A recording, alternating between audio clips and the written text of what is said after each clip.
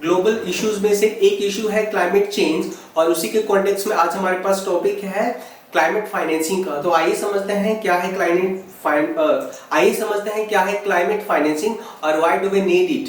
सो इससे पहले we need to know about the climate action plan for emission reduction goal 2030।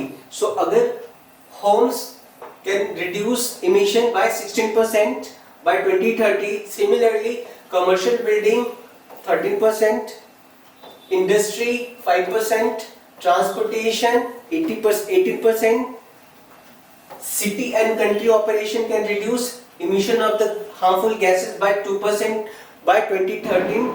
Food can reduce 11%, consumption and solid waste can reduce 35% toward that is 2030. So this is under the climate action plan for reducing harmful gases like greenhouse gases.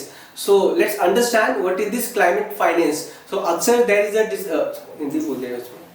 there is dispute between the developing and developed country, and developing country accuse developed country that they have failed to provide enough financial resources for reducing and countering the impact of climate change. So let's understand what is this climate finance. This can be important for our mains exam and also for the interview.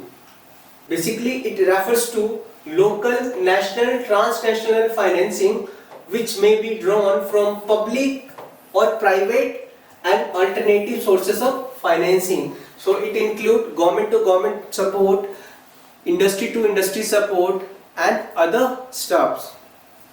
It also aims to reduce emissions and enhancing sinks of greenhouse gases and reducing vulnerability of and maintaining and increasing the resilience of human and ecological system to negative climate impacts. So climate finance can play a very important role for countering and reducing the impact of climate change. So this is all about climate finance and climate action plan. Thank you for watching this video, and for such amazing video and content please subscribe our Selection IAS.